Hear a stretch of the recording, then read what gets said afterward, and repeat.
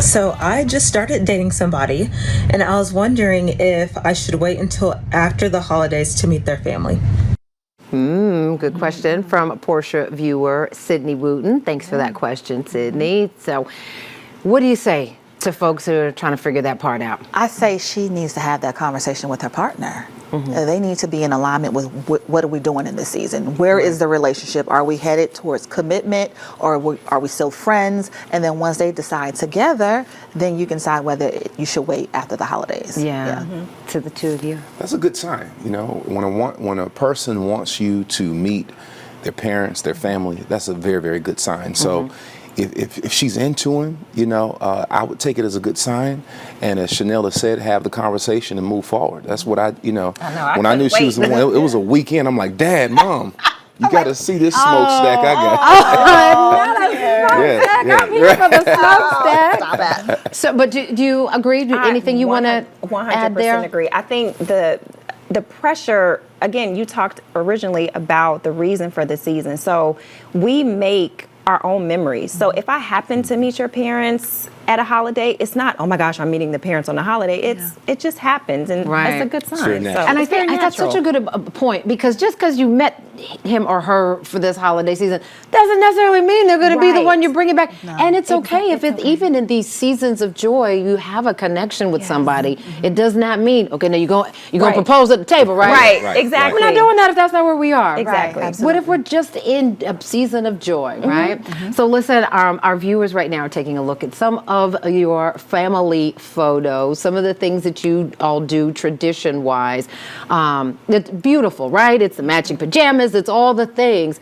But there was also a very intentional effort to say, we're not going to be hitting everybody else's house, right? Explain how you take that that tradition. And I'm going to have that same question for you, Chanel, as well. It was very stressful. You know, what house are we going to? And the holidays became work instead of the place where we were creating memories. So we ascribe to the reality of the house that you have is more important than the one that you come from. Not to belittle or to diminish where we come from, but to say that we're establishing new memories at our own home. Absolutely. And it's been great. It's been great. Y'all can come here, but we're staying here. Yeah. And for you, Chanel? I think I've had the conversation with my family, so which holiday are we doing? We're not going to do both. You know, and I actually prefer to do the Thanksgiving with the family where we can eat and we can talk. And then for Christmas, I can do some things that I enjoy doing and create experiences that I'm going to enjoy. Because as a single woman, you're the one bringing the gifts. Right. You know what I'm saying? And you don't have your husband or, you know, my mom might get me a gift, but it's more children and more, you know, young ones that I have to give. So I said, you know what, either we can create and go travel together, or I'll do Thanksgiving, and then I'm going to do something that I like for Christmas. So much, good point. So much of the stress that comes from the holidays, too, is the budget or a lack thereof, right? Folks are just, I've got to spend on this one, I've got to spend on this one, I've got to make sure it looks like this. Even if it's not something you can afford to have it look like that. What do you tell folks about keeping, you know, the budget intact? So for us, you know, each phase of our life was different. So when we were dating, I'm like, what you get me for Christmas? But no, I kid. But it was always about us establishing a progression in our relationship. So when we were first dating, I really didn't expect him to get me a gift.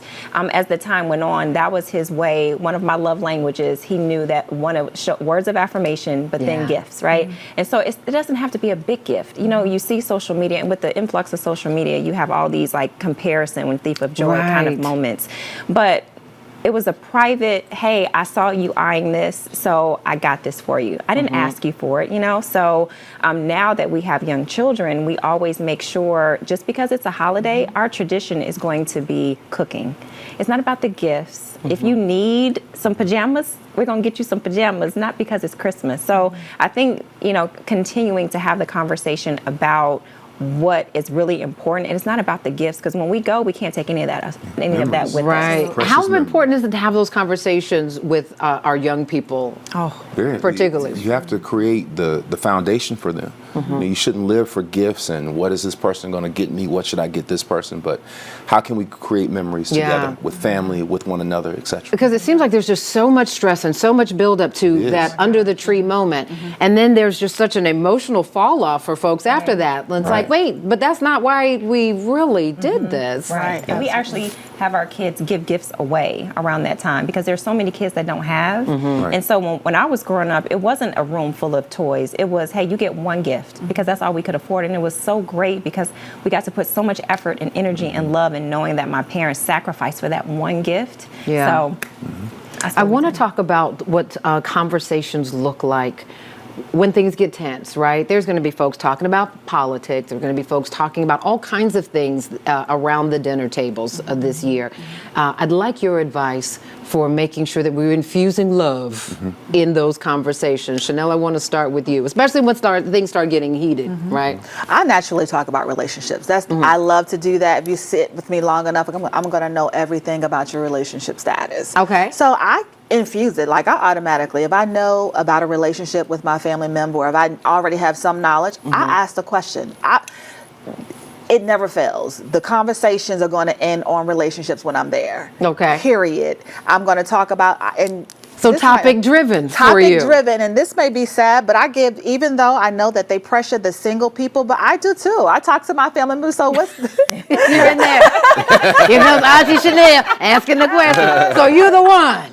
I saw my sister, I'm like, hey, so what's going on with so-and-so, you know? For Reverend and Mrs. Williams, for the two of you, how much is love a part of infusion and diffusing, if I may, right? Conversation. So one of the things that when people are going to people whenever they're together, right? And so when topics come up, that's a great time to take a little pause break. That's a great time to have a moment of a dance party, turn up the music, ask for help. Do you have like some designated pause breakers? Absolutely. You have to have that. Especially, you know, family dynamics and you know friend dynamics. You know, if Auntie so-and-so is coming over, you're going to have to, you know, put her on the other side because Uncle so-and-so, they're going to get into it. So you are, you kind of already, and that's the beauty of having it at your own home. Right. Yeah. Or being because you're like, okay, you don't have It's to go time ahead for and the go. Cue up Donnie Hathaway this Christmas. Right. Exactly. Makes sense. Listen, I'm loving this conversation. We're going to keep it going. More with Chanel and Joseph, Rev, and Lynette after the break. We'll be right back.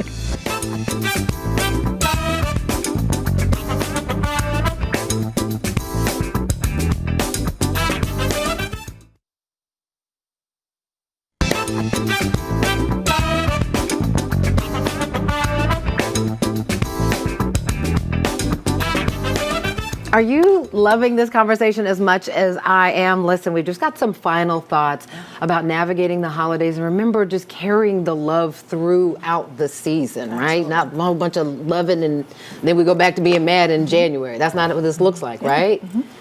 Talk to me about the final thoughts that you want people, especially the singles out there, to kind of lock into. So, you know, we have this whole idea of holi-dating. This is an opportunity to go to some of the social gatherings, the festive activities. Yeah. Put yourself out there. Go ice skating. Put yourself out there so you can actually meet someone. You may make a romantic connection. You have more parties going on than any other time of the year during the holiday season. Right. Take advantage of that so that you give yourself an opportunity And to show up meet. as your best And show self, up as right? your Not best self. physically. Well, yes, physically, Yeah. but also just emotionally, right? Right, Are you prepared to absolutely. date? Would you date you? Type of like, let's Absolutely. do some analysis, right? So in that, this is what I stand on. Before you even consider dating, the first thing that you need to do is tap into purpose. Know what your purpose is. Know who you are. Be familiar with your identity. And these are right? things that you talk about in your podcast. Absolutely. Right? And then once you're good on that, then you can begin dating, because if someone disappoints you, you're like, okay, it's okay. If you don't like me, I like me. You know, I love myself. Right, So right. It's okay. But when you don't know who you are, when you don't know your God-given identity, that's when you get caught up in losing yourself or not knowing who you are. Or willing to compromise your God-given identity, right? Because that is where a lot of, I think everybody kind of, even whether you're married or single, people sort of kind of let go of what God was sort of had for you in the first place, right? Absolutely. For the two of you, your final thoughts. The Bible tells us that love is patient, love is kind, it's not boastful. Love has a certain sense of effortlessness to it. And what people need to remember is allow the holiday season to really embody the spirit of love. Do what makes you happy. It may be a trip. It may be hosting something at your own home. When you have regret after the holidays, it creates a sense of resentment. Yeah. And a lot of times the holidays can be triggering. They should not be that. It should be about the reason for the season and the creation of memories. And if they are triggering, Lynette, I want to ask you, how do you reset before you even come into the space? Right. Go into someone's house or have folks in your home to keep that from going in that direction? I love that, and you said a perfect word, is triggering, because we automatically assume that the holidays are a good time for people, and maybe not. Right. It may be a time where we remember our loved ones who aren't here. Right. So for me, my father has since passed 6 years, and so every holiday I think about, wow, he used to cut the peppers for the dressing, right? Oh. So now I have our daughters do it. Nice. So it's like honoring the memory. So that's another reason why you should host, because you can control that energy. Right. Wherever you go, if you're single or if we travel, we used to travel, it's like we can control that energy of where we go, and whatever you bring is hopefully what you will receive. So remembering the reason for the season, you may not have another opportunity this season to be with that loved one. So let's reset. Let's refocus on exactly what it's for, and not about why you single and when you having kids. Right. Yeah. My heart just skipped a beat when you talked about having your daughters carry on the tradition of your father. I love that idea of just sort of reassigning some traditions. Quickly before we go, tell folks where they can find you online, watch your podcast. Yes. So everyone can find me at Chanel Nicole Scott on all social media platforms, and you can find the podcast on YouTube at Relationships Matter Live. You can also find it on In the Black Network. Wonderful. Reverend, First Lady. Go ahead. So we are Salem Bible Church, www.salembiblechurch.org. We have 2 locations here in Metro Atlanta. And then our relationship show is Mr. Mrs. JLW on Facebook and Instagram and YouTube. Which is absolutely hilarious. Thank you. And which is absolutely amazing. I mean, both of you, all 3 of you are just bringing so much joy and allowing God to shine God's light through you in such beautiful ways. I thank you for being here today. Thank you for having us. Yes, indeed. Yes, indeed. We will be right back.